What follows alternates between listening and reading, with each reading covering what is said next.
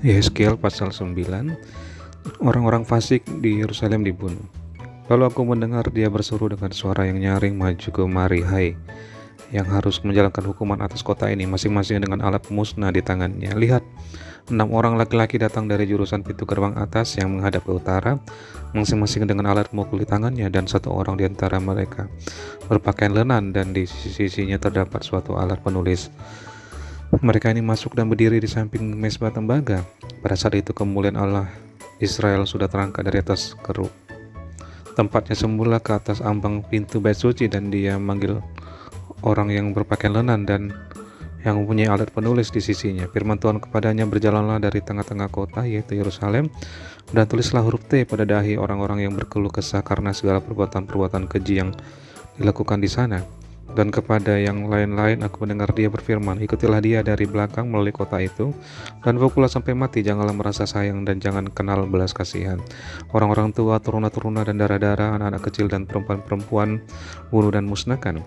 Tetapi semua orang yang ditandai dengan huruf T itu jangan singgung, dan mulailah dari tempat kudusku. Lalu mereka mulai dengan tua-tua yang berada di hadapan bait suci. Kemudian firman-Nya kepada mereka, najiskanlah bait suci itu dan penuhilah pelataran-pelataran dengan orang-orang yang terbunuh. Pergilah mereka pergi keluar dan memukuli orang-orang sampai mati di dalam kota. Sedang mereka memukuli orang-orang sampai mati, waktu itu aku tinggal di belakang. Aku sujud dan berseru, kataku, aduh Tuhan Allah, apakah Engkau memusnahkan seluruh sisa Israel di dalam mencurahkan amarahmu atas Yerusalem? Jawabnya kepadaku, kesalahan kaum Israel dan Yehuda sangat banyak, sehingga tanah ini penuh hutang darah dan kota ini penuh ketidakadilan. Sebab mereka berkata, Tuhan sudah meninggalkan tanah ini dan Tuhan tidak melihatnya.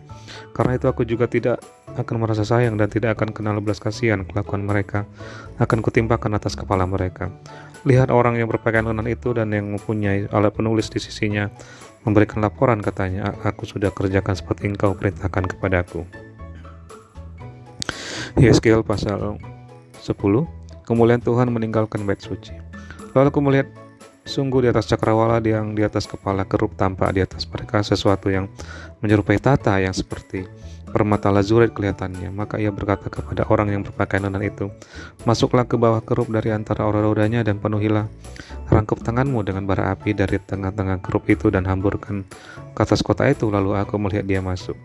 Kerub-kerub itu berdiri di sebelah selatan bait suci. Waktu orang itu masuk ke tengah-tengah roda-rodanya dan segumpal awan dan memenuhi pelataran dalam pada itu kemuliaan Tuhan naik dari atas kerub dan pergi ke atas ambang pintu bait suci, dan bait suci ini dipenuhi oleh awan itu dan pelatarannya penuh dengan sinar kemuliaan Tuhan. Suara sayap kerub itu terdengar sampai pelataran luar seperti suara Allah yang Maha Kuasa kalau ia berfirman. Ia memerintahkan kepada orang yang berpakaian lenan itu, ambillah api dari tengah-tengah roda-rodanya, dari tengah-tengah kerub itu. Maka yang berpakaian lenan ini pergi berdiri di samping salah satu dari roda-roda itu. Lalu seorang kerub itu mengulurkan tangannya dari tengah kerub-kerub ke api yang ada di tengah-tengah mereka.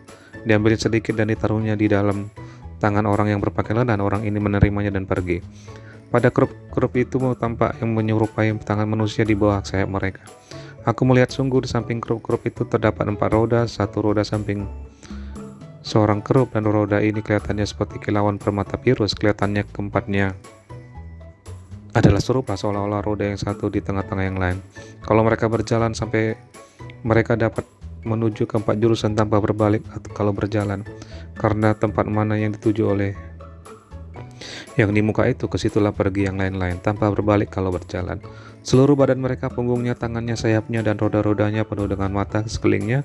Ya, roda-roda mereka berempat juga. Aku dengar bahwa roda-rodanya disebut puting beliung. Masing-masing mempunyai 4 muka. Muka yang pertama ialah muka kerub, yang kedua ialah muka manusia, yang ketiga ialah muka singa, dan yang keempat ialah muka Raja Wali. Kerub-kerub itu naik ke atas, itulah makhluk-makhluk hidup yang dahulu kulihat di tepi sungai Kebar. Kalau kerub-kerub itu berjalan, roda-roda itu juga berjalan di samping mereka. Kalau kerub-kerub itu mengangkat sayapnya untuk terbang dari tanah, roda-roda itu tidak bergerak dari samping mereka. Kalau kerub-kerub itu berhenti, roda-roda itu berhenti.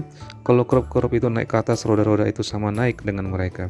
Sebab roh makhluk-makhluk hidup itu ialah dalam roda-roda itu. Lalu kemuliaan Tuhan pergi dari ambang pintu bait suci dan hinggap di atas kerub-kerub, dan kerub-kerub itu mengangkat sayap mereka, dan waktu mereka pergi aku lihat mereka naik dari tanah dan roda-rodanya bersama-sama dengan mereka. Lalu mereka berhenti dekat pintu gerbang rumah yang di sebelah timur, sedang kemuliaan Allah Israel berada di atas mereka. Itulah makhluk-makhluk hidup yang dahulu kulihat di bawah Allah Israel di tepi sungai Kebar, dan aku mengerti bahwa mereka adalah kerup-kerup. Masing-masing mempunyai 4 muka dan bagi masing-masing ada 4 sayap, dan di bawah sayap mereka ada yang berbentuk tangan manusia.